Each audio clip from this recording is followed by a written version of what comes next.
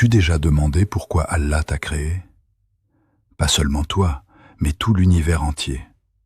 Le ciel rempli d'étoiles, la terre sous tes pieds, chaque âme qui respire. Allah n'avait besoin de rien de tout cela. Alors pourquoi tout existe? Parce que cette vie n'est pas un hasard, c'est une épreuve. Et toute épreuve a une fin. Un jour viendra où ce monde ne ressemblera plus à ce que nous connaissons aujourd'hui. Les montagnes seront réduites en poussière, les océans s'embraseront, le ciel lui-même se déchirera. Ce jour s'appelle Yaoum al-Qiyamah, le jour du jugement. Mais voici ce que beaucoup de gens ignorent.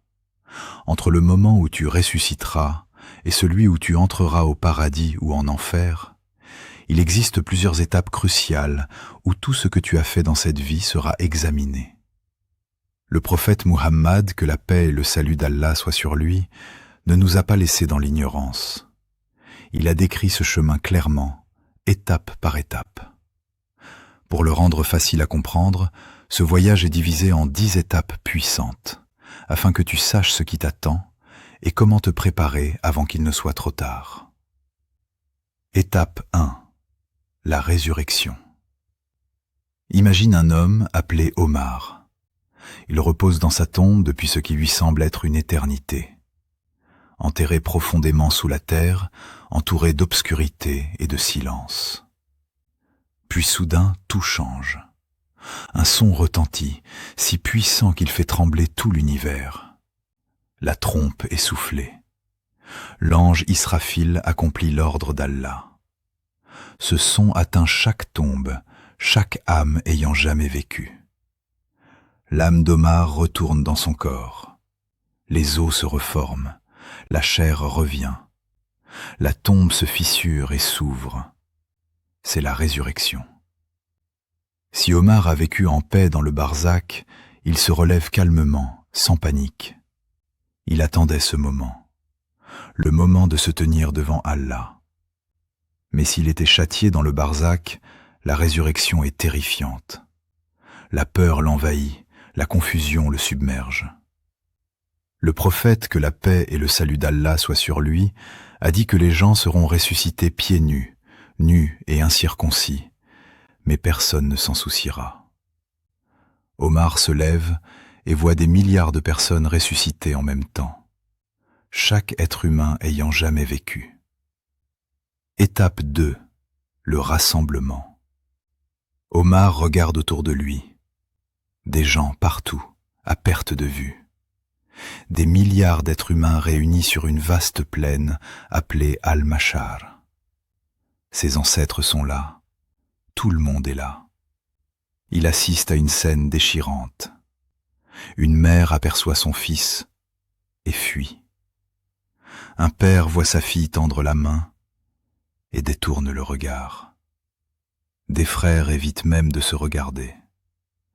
La femme qui t'a porté 9 mois, qui veillait sur toi quand tu étais malade, qui aurait donné sa vie pour toi, te voit et s'enfuit.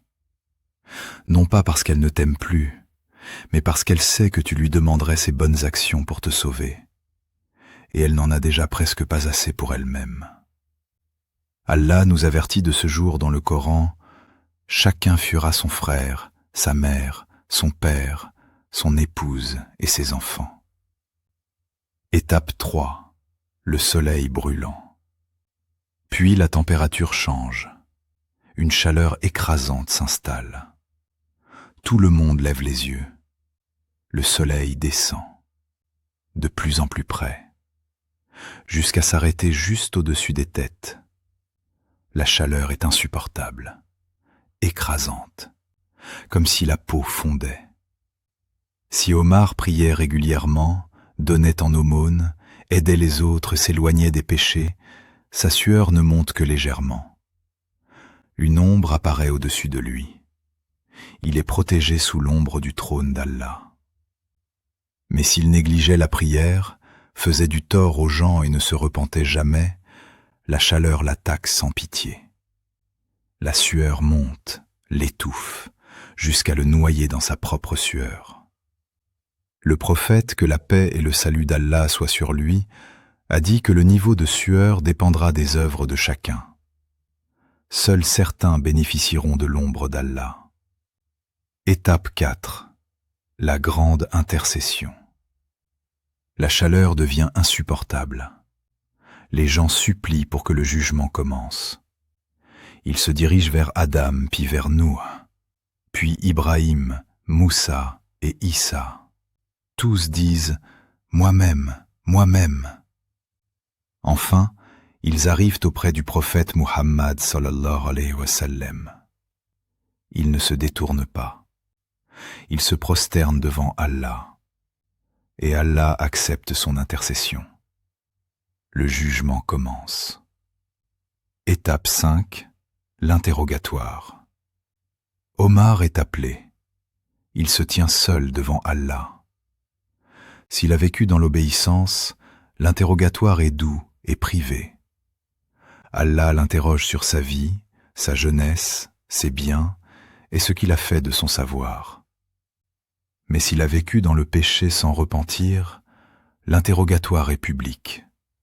Ses mains parlent, ses pieds témoignent. Même sa peau parle contre lui. Aucun secret ne reste caché.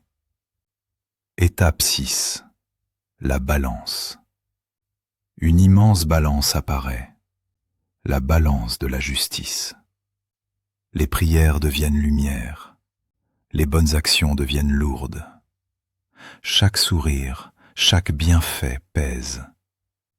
Mais les péchés deviennent obscurité. Les mensonges, les injustices, les prières manquées alourdissent l'autre côté. Rien, même le poids d'un grain de moutarde, n'est oublié. Étape 7. Le livre des œuvres. Un livre apparaît. Le livre d'Omar. Toute sa vie y est écrite. S'il reçoit son livre dans la main droite, il se réjouit.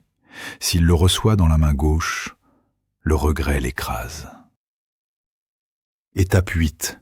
Le bassin du prophète, que Dieu l'agrée.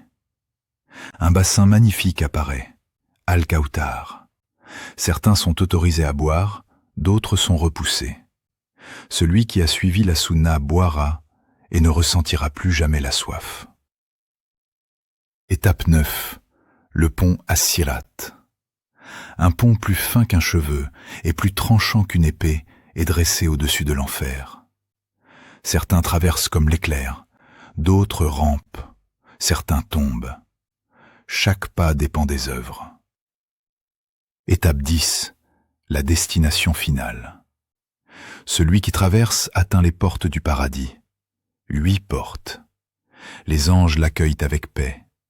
Celui qui chute entre dans l'enfer, sauf si Allah lui accorde sa miséricorde.